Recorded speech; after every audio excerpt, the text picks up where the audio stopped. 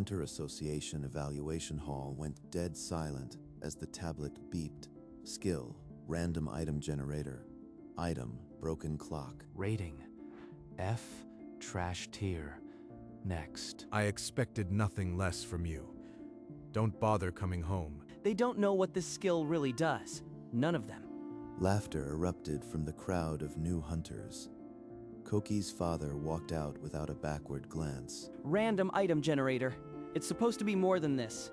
I know it is. The evaluator moved on, dismissing Koki with a wave. The label of failure clung to him like a brand. They'll see. This skill isn't trash. I'll prove it. But for now, he was just the boy with the broken clock and the worst skill ever recorded. No one knew that inside that trash skill, a gacha system was waiting, one that would never roll below SSS-Tier. That night, Koki sat on the floor of his cramped room, the memory of laughter still burning in his ears. Just one real roll. If it's trash again, I'll accept it, but it won't be. He activated the skill. The air shattered with prismatic light as a loot box materialized before him. A loot box? My skill has never done this before. Something's changed. The box burst open fully. A blade of legend tore into reality, its cinder flame roaring to life. System message. Item, Great Sword of Cinder. Tier, SSS. Classification, mythical, unconfirmed. SS-Tier. My F-rated skill just produced a mythical weapon. How is this possible? The great sword hovered, flames licking the walls, its oppressive power almost breathing. If anyone sees this, they'll take it or kill me for it? I have to hide it. Now? He shoved it under the bed, heart slamming against his ribs, the weight of a stolen miracle already settling in his chest. Koki didn't sleep. He sat at his cluttered desk, scrolling through association databases until the screen burned his eyes. Entry, Great Sword of Cinder, status, mythical, confirmation, none. This weapon isn't supposed to exist. The same database that called his skill trash now proved it could spit out legends. An hour later, he stood in the abandoned training ground outside town, the great sword heavy in his grip. He swung. The night split in half as a curtain of cinder flame erupted, carving a molten arc across the field. This isn't luck. This skill, it's not random. It's targeted. If Father saw this, would he still call me worthless? Number, he'd just try to take it. No one can know. Not the association, not my family. This is the only advantage I'll ever have. He slipped back before dawn, shoving the sword back under his bed, the metal still radiating heat. Tomorrow, I'll roll again, just once more to be sure.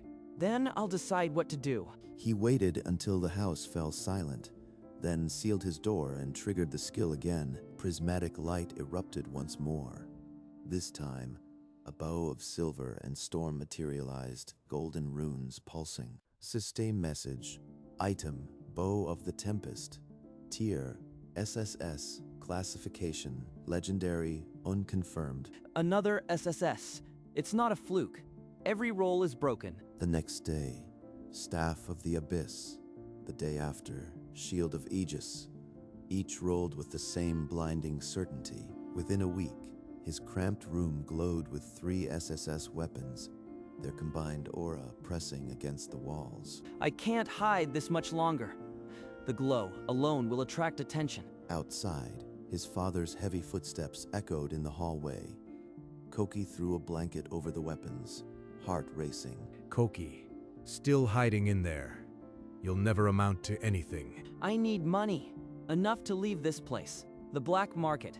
That's the only way. The next evening, Koki slipped through the gray streets, a heavy case under his arm, heading for the district where names didn't matter. He found Jax in an alley reeking of damp stone, sunglasses low, scar catching the neon glare. Heard you've got something special. Let's see it. No games. Koki clicked the case open. The bow of the Tempest gleamed with stormlight, golden runes pulsing in the dark. SSS-Tier? That's impossible. This has to be a fake. Touch it. You'll know. 10 million gold final offer. Jax's hands trembled as he ran his fingers over the bowstring.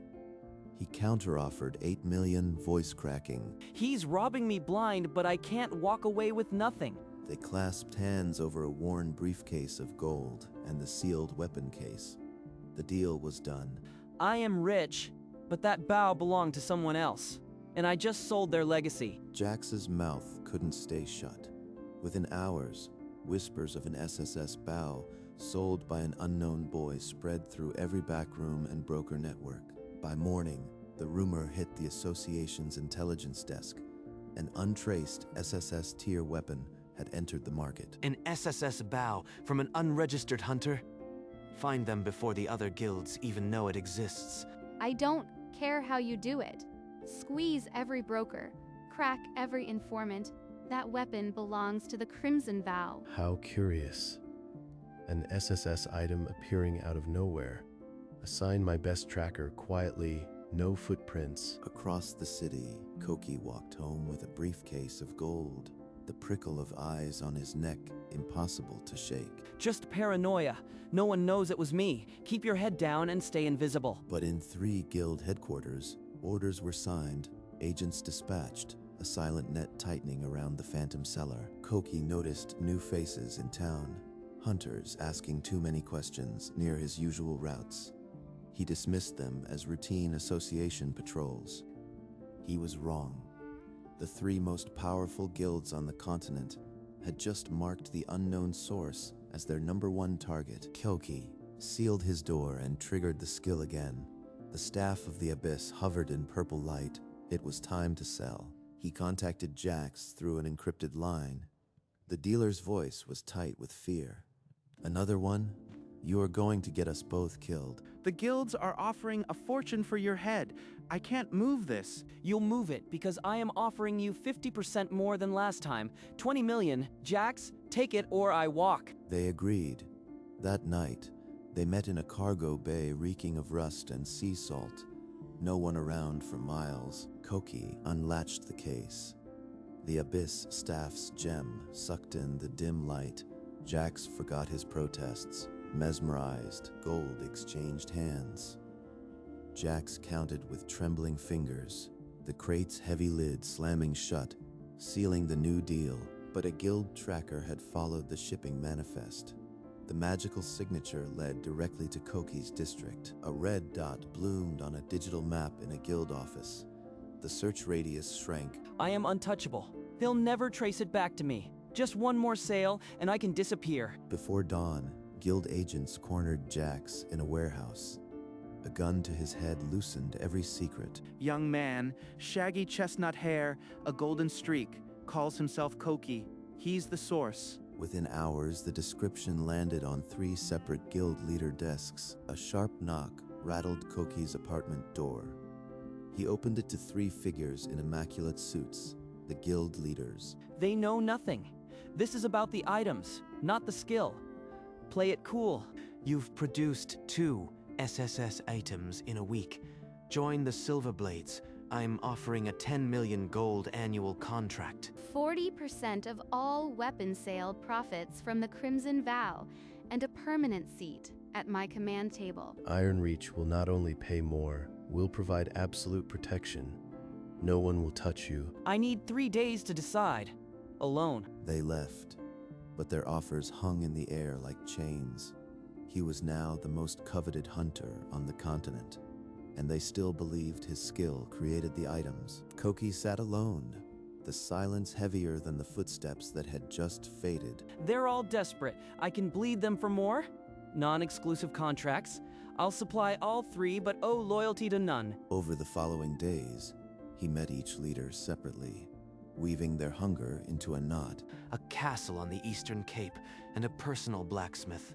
Whatever you roll, you'll have a forge fit for a king. A squad of elite hunters.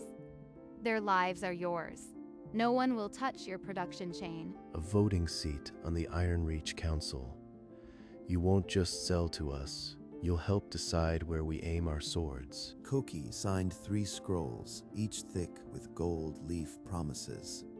He belonged to no one, but everyone had a piece of him. The new apartment was a penthouse of glass and marble, the city glittering beneath his window, He'd never felt so exposed. I traded a cramped room for a cage with a view. They're not buying my items, they're buying my soul. Somewhere below, guild agents still swept the streets for his secret, unaware the thief was already in their grip. The penthouse door clicked open without a key. A woman in a lab coat stepped inside, her tablet glowing with tangled lines of red and blue. Who are you? How did you get past my wards? My name is Mizuki. I am a senior researcher at the Hunter Association. And you, Koki, are a walking catastrophe. Your skill doesn't create items. It pulls them from the world's loot pool, rerouting fated weapons from other hunters. A holographic fate map bloomed between them. Each of his SSS items was tethered to a different hunter's profile. She's lying. This is a trick to steal my skill. You are insane. My skill is random item generator. It makes items. Look at the data. Every item has a previous owner in the system, a hunter who was meant to receive it. Call me when you are ready to face the truth. She left her card on the table. The door clicked shut. The fate map still glowed, a web of stolen futures. That night, Koki didn't sleep. He sat at his glass desk, the fate map still pulsing, and began to dig into Mizuki's claims. She can't be right. But if she is, every item I've rolled came from someone else's future. He cross-referenced the Greatsword of Cinder's signature with Association death records. A match bloomed on screen. Hunter ID, Ryo, alias, the Sword Saint. Date of death, 32 days ago. Cause, insufficient weapon tier in A-rank Dragon Raid. Number. He was fated to receive this greatsword, the upgrade that would have saved his life. The great sword of Cinder materialized unbidden beside him, its flames casting a crimson glow over the death report. That Dragon Raid. He died because he didn't have this. Because I pulled it on day one. The thing he'd believed was his salvation had killed a hero before it ever touched his hands. I am not a lucky gacha hunter. I am a thief who stole someone's fate, and it cost him everything. For the first time, the penthouse felt like a tomb, and his skill a curse with a body count. Dawn painted the penthouse in gray light when Mizuki returned, her tablet already projecting a new list. She looked at Koki's hollowed face and knew he had seen the Sword Saint. Ryo wasn't the only one. I've traced every item. The bow of the Tempest, it was fated for a marksman named Lena. She was torn apart by a wyvern pack 3 days after your pull. The Staff of the Abyss meant for a mage named Darius. He was killed by a dungeon collapse unprotected 2 days after you sold it. Name after name flickered across the hologram. A healer who bled out without her fated staff, a scout who starved after her shield was rerouted. How many have I killed? At least 7 deaths are directly linked to your skill's rerouting. Heroes who would have lived if they had their weapons. 7 lives. My fortune, my contracts, they're built on their graves. I am not a hunter. I am a plague. Your skill is a curse, Koki.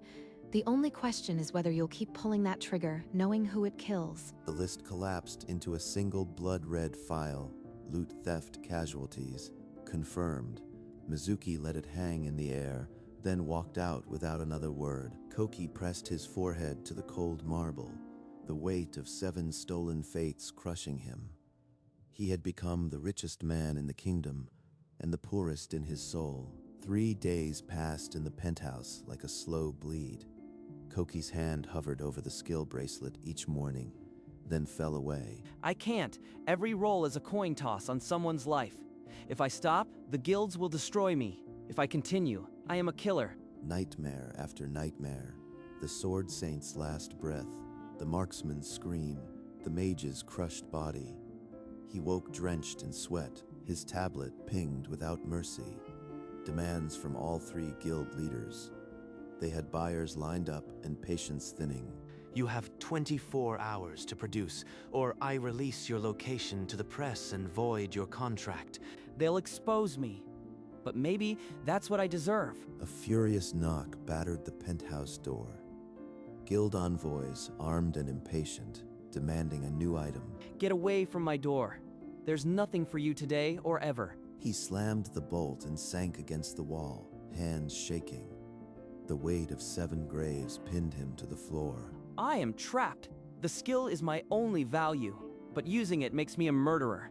Either way, I lose. The doorbell chimed softly.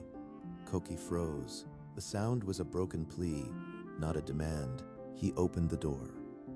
A woman in dark mourning clothes stood there, a silver locket trembling in her grip. Are you the one who gets the SSS items? I heard about a great sword. I just need to see it. She doesn't know. She just wants to see the sword that was meant for him. This is my husband, Rio, the Sword Saint. They said his fated weapon appeared. Please. In the other room, the great sword of Cinder hummed faintly, as if answering the name. I don't have it anymore. I sold it. I am sorry. He would have lived if only. It wasn't enough. A dragon took him. Koki bit down on his lip until copper filled his mouth. He had no words, only a scream trapped behind his teeth. She left with her grief, but something inside him shifted, a resolve forged from guilt. He couldn't undo it, but he could pay. The tablet blazed to life. 3 holographic faces materialized in Koki's dark penthouse. The guild leaders had united. Your production has stopped. You have 24 hours to deliver a new item, or we reveal your skill to the world and void every contract. We know you are hiding something bigger than luck. This little rebellion ends now. Produce or be destroyed.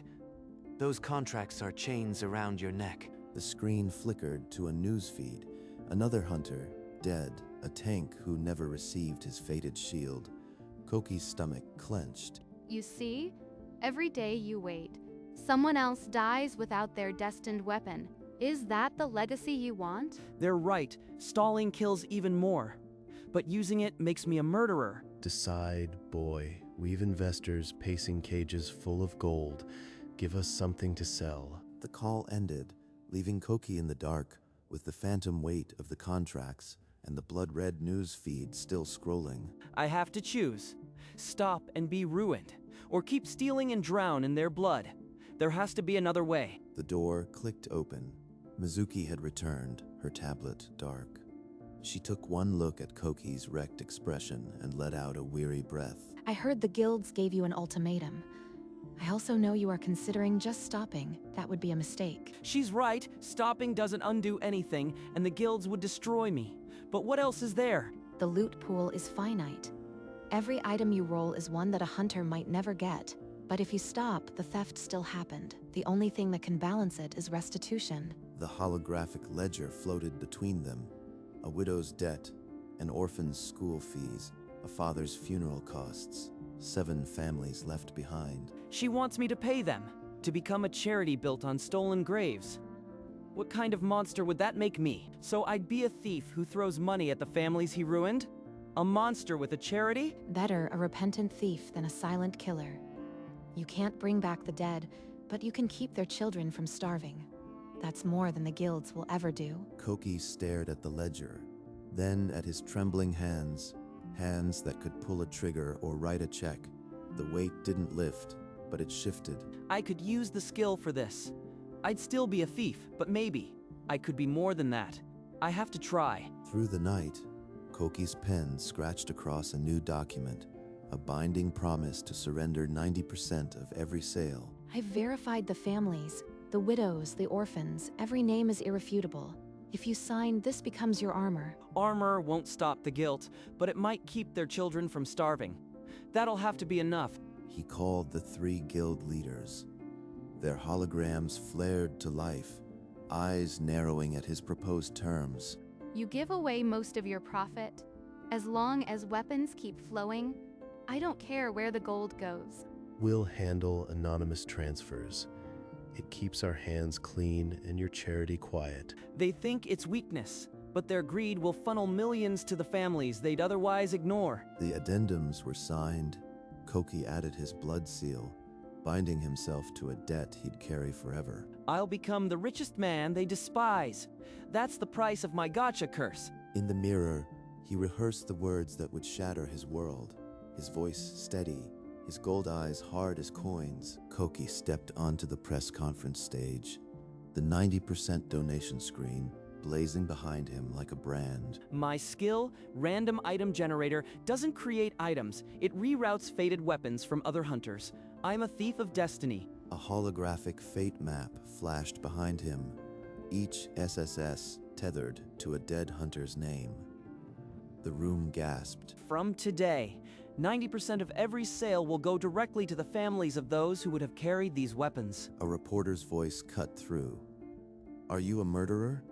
Koki's jaw tightened, but he didn't flinch. They need a villain. I'll be that villain, as long as the gold reaches the orphans. In the audience, Mizuki watched, her tablet dark, her expression unreadable. The researcher had become an accomplice. The Sword Saint's widow stood near the exit, clutching her locket, tears spilling but no words leaving her lips. Koki left the podium to a wall of flashbulbs and shouted questions, his silhouette swallowed by the blinding light. The world now knew the truth. The SSS Gacha King was a thief of fate, and he had just signed his own sentence. Within hours, every screen on the continent blazed with Koki's face. The headlines tore him in two. SSS thief or saint? Murderer with a charity? The Gacha King's guilt at his penthouse. A mountain of letters arrived, some stained with tears, others with curses. One letter read, I cursed your name, but your gold bought medicine for my sister's children. Thank you. 85% of the comments want me dead. 15% see something else. That's enough. The guilds issued public statements. We severed ties. Privately, their purchase orders kept arriving. They need my weapons. Hypocrisy doesn't matter. Only the transfer of gold to the widows. The data doesn't stop. Every day, a new hunter loses their fated item to your next roll. You are a permanent leak in the world's luck. Then I'll keep bleeding gold into the wound I cause. That's the only bargain left. He had become the continent's most resented man and its most indispensable. The Gacha curse fed the hungry and armed the desperate. Mizuki projected a live theft tracker against the penthouse wall. Red lines pulsed. 3 new hunters had lost their fated items this week. The pattern is accelerating. Your skill isn't just a leak, it's a hemorrhage. Accelerating. I am stealing faster than I can compensate. The donations lifted 7 families from debt this month, but the count of victims is now 15. So it's never enough. I am a permanent wound in the world's luck. He pressed the bracelet.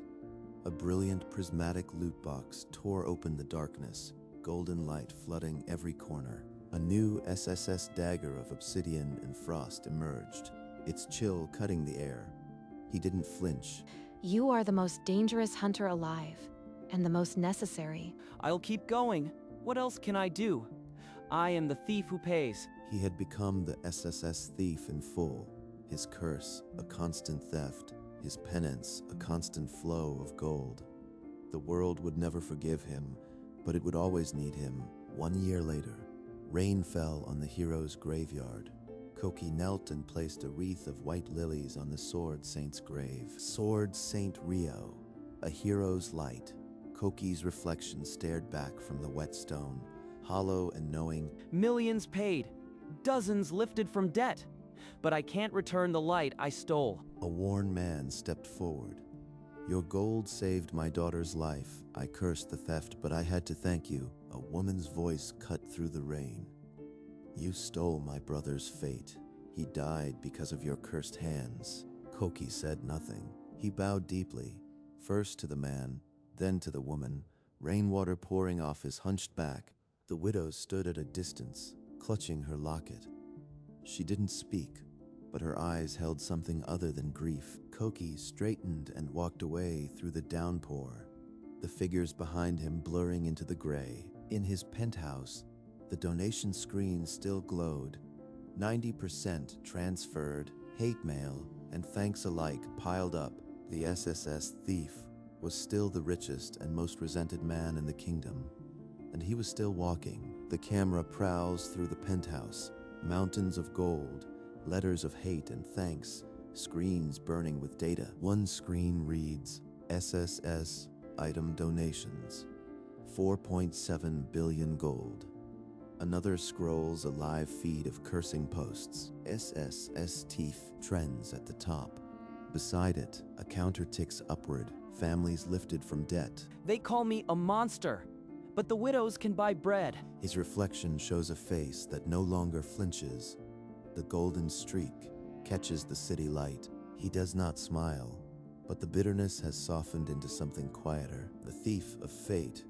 He pulls destiny from the worthy and pours gold into the wounds he carved. He will never be forgiven, and he will never stop. The kingdom will curse his name, and the poor will whisper it in gratitude. The SSS thief, the boy who pays for the luck he steals,